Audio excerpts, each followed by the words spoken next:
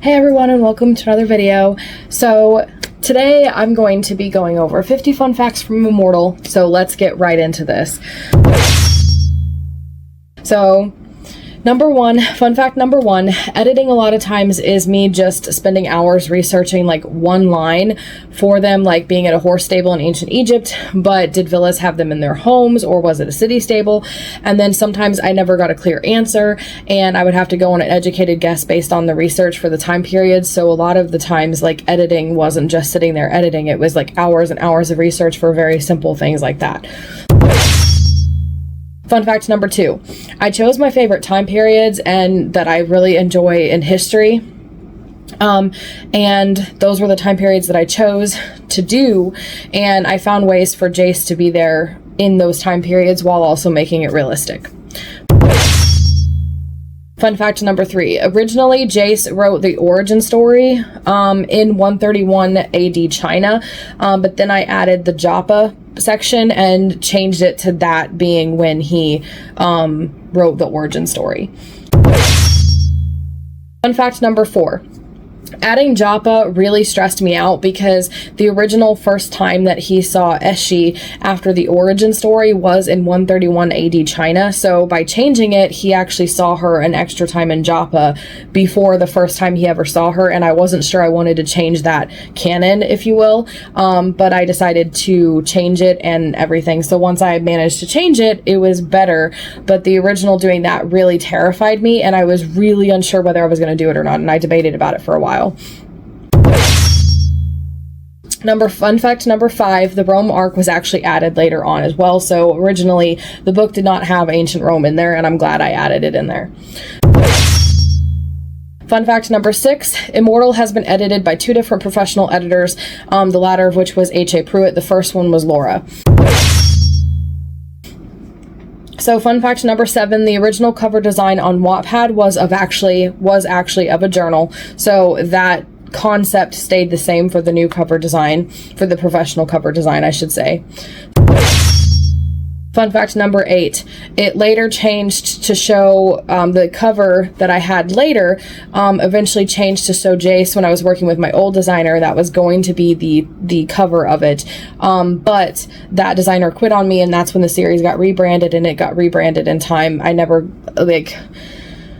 It got rebranded before we officially made that old cover of Immortal, that old version, but that was always the intention. If I can find the image, I'll put it here so you guys can see what the image was going to be of Jace, but this is what it is now.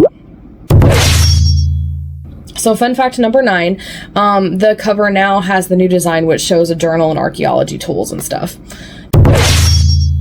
Number 10, I originally wrote Immortal after I wrote Wicked, Valiant book 10. So until then, I didn't really know Jace's full story. So literally the entire Valiant series, it was only the last two that took place after Immortal, like that I wrote after Immortal. So Immortal was one of the last books that I did write.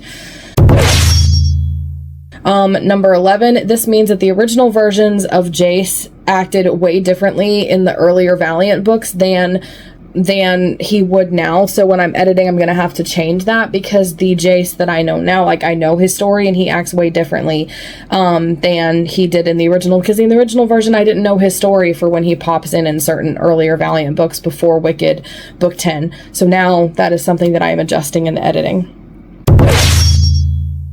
So number 12, Immortal was originally going to be released after Wicked, but I couldn't wait, so I decided to launch it now, which is when I did. So I'm glad I did it now instead of waiting. Number 13, Mortal is a companion to Immortal in another part of Jace's story. Number 14, I started writing Mortal as an attempt at a sci-fi when I was very, very young, even before I wrote Hunter. It was obviously an epic fail at that particular time before I rewrote it later. Number 15, originally Immortal had no scenes connecting it to Mortal at all or the rest of the Valiant series, so it was completely standalone and had no connections whatsoever originally. Fun fact number 16, Immortal has another companion book called The Lost Journals. It's meant to go over all the time periods that I didn't include in Immortal. And originally that came about because I was lazy. and I didn't want to do certain time periods, so I just put it off. And then the Lost Journals became a way, okay, I have to get these done. I can't just keep putting these time periods off, and it became a way for me to actually get to work and get those time periods written. Fun fact number 17, I've also written scripts for a TV show for Immortal that does include history, but it's a modern day thriller, and so the thriller is like the present day plot line, and then there's flashbacks to historical time periods that have relevance to the modern day thriller's plotline. So number 18, I plan to rewrite those scripts into a novel that's written in a third-person narrative form. Number 19, as of right now, Immortal has 3 companion novels planned in total. Number 20, before editing, a lot of Immortal didn't describe any side characters because Jace didn't think about that kind of stuff. So that was only later when I edited it that I added in information about that. Number 21, Jace's name that he was born with is Nasan, which also is Nasan's name is actually Jace that I refer to him as. So number 22, Jace is actually Nasan's modern day name, and I use both interchangeably. Number 23, the name Jace was actually taken from a book that I loved to read at the time, which was when I was attempting to write Mortal, which was Jace Lightwood from Cassandra Clare's Mortal Instrument series. I read that when I was in high school, so that can tell you how long ago that I wrote Mortal, because that was the name that I chose and why I chose it at the time that I started writing Mortal. Number 24, I wrote Immortal on Wattpad for the sake of writing Jace's backstory, but also winning the Waddy Awards that year, and they wanted stories written in new ways, so that's why I wrote it with his journals in hopes of winning, and I didn't. Number 25, original inspiration behind Immortal was the book Fallen and the legend of the 2 lovers falling for each other over and over again and dying over and over again and being reincarnated. I didn't believe in reincarnation because I'm a Christian, so I found another way to do that trope in a different way.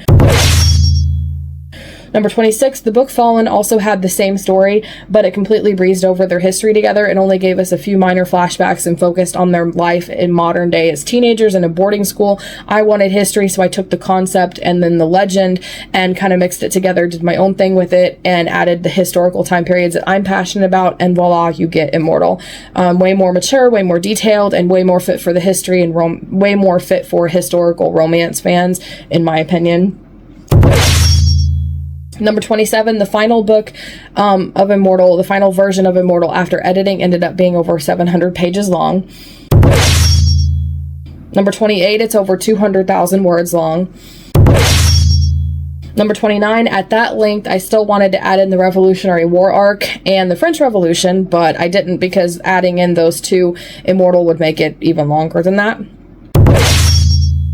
So now, fun fact number 30, the Revolutionary War and the French Revolution are both in the Lost Journals. Number 31, my editor and I chose to keep the arcs in Immortal that are important to the story and important and relevant to Jace's character and his journey and story. Number 32, my husband and sister and I went to Ripley's Believe It or Not Museum in Branson, Missouri, which had a map of Pearl Harbor and the attack on December 7th, 1941, that my husband and I then used to rewrite the Pearl Harbor attack scene. So those maps were a huge source for me. Number 33, for the Crazy Horse arc, I read a book about Crazy Horse written from his family. So the details in that are actually, like, some of the dialogue is actually real dialogue that Crazy Horse actually said. One scene in particular is toward the end after they surrendered, and they were talking to, I think, White Hat, and he was trying to get them to fight the Nez Perce, and Crazy Horse is like, hey, we surrendered, we're not going to fight. That conversation, with the exclusion of my character Jace being added to it, is actually the real history, the real historical conversation that happened. Number 34, some details in it are his family history that they actually kept secret after his death, so I got to include some of those details, and that's really cool. Number 35, when editing round 2 of Immortal, I thought I found a major mistake with the timeline, so I fixed it. Number 36, then when I proofread it, I realized that I was wrong, and I actually made it incorrect, and the timeline was correct to begin with, so that was kind of stressful. Number 37, the letters between the archaeologist and her boss were originally written letters, and they were written like as letters, like physical letters, and we later changed it to emails because it made more sense with the modern context. Number 38, having them emails worked better because of the dates and timeline. So number 39, the ending of Immortal takes place in Missouri because that's my home state. Number 40, originally the dates in the letters from the archaeologist to her boss was BC and AD, and we later changed it to BCE and CE to be more professional, even though I prefer BC and AD because I'm a Christian. I don't like taking God out of it, but I wanted to be professional because that's what the professionals do these days. Number 41, the original ending of the story took place in 2016 because that's when I wrote and finished the novel. Number 42, it was then changed to 2017 to account for extra plot lines that I came up with for the TV show. So I needed that extra year of time for the TV show to fit within that year from 2016 to 2017. Number 43, Immortal took 52 to 53 days to edit for round 1, 32 days to edit for round 2, 10 days to format, and I don't remember how many days to proofread. Number 44, when I wrote Samurai Valiant Book 3, the plot was inspired by the Shinsengumi Boshin War plotline in 1860s Japan.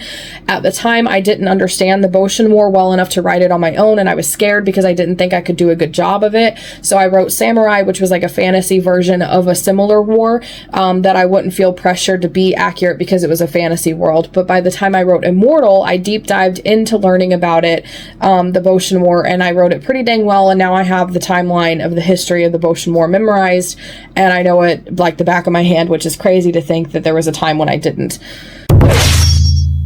Number 45, Hijikata's death poem is his real death poem. I changed a few words at the end, but that is his actual death poem. Number 46, the Japanese characters, aka the kanji in the poems, are real kanji, Japanese kanji, and my friend who lived in Japan helped me with them. Number 47, the glossary and the character guide are all like over 20 pages long when you put them together, which is crazy. Number 48, Pearl Harbor and the Battle of the Little Bighorn are the two largest battles in the book, and they are real battles from history that actually took place. There are a few more throughout the book. Number 49, seeing Immortal for the first time in my hands, it felt way more emotional for me than even holding like Hunter as my debut novel, because Immortal is my book baby and is more precious to me than Hunter because I've spent way more time. I've spent the same amount of time editing and writing and rewriting Immortal than I did writing the entire Valiant series. So that, because I spent about 7 years writing the entire Valiant series, and it's been 8 to write Immortal, rewrite Immortal, and edit Immortal and get it published. So that tells you that Immortal has been with me as long as the Valiant series is, so it's kind of like equivalent to the Valiant series as a whole, just as a project because of the length and how much time I've spent with it. Number 50, I've been waiting 8 years for Immortal to be published, which is longer than it took me to write the entire 17-book Valiant series it's a part of, which I kind of did already say that. So thank you guys. I hope you enjoyed this video as I went through 50 fun facts of Immortal. I hope you've enjoyed the fun facts. Which fun facts did you enjoy the most and find them most surprising? Let me know in the comments below. This is an epic historical fantasy romance with action and war and battles, real, true stories from history, as well as like an emotional romance that will like make you swoon, and it's such a good book. It's got a little bit of everything for everybody in it. The link will be in the description below along with the blurb if you'd like to check it out, and you can order it for yourselves. And in the meantime, if you liked this video, please be sure to give it a like and subscribe for more writing and reading videos every Monday, Wednesday, and Friday. Click the bell for notifications so you never miss one of my videos. And in the meantime, if you liked this 50 fun facts of Immortal, then check out the Immortal launch party video. It's still really fun, even though the giveaway is over with. You guys can have so much fun with that. I hope you enjoy it.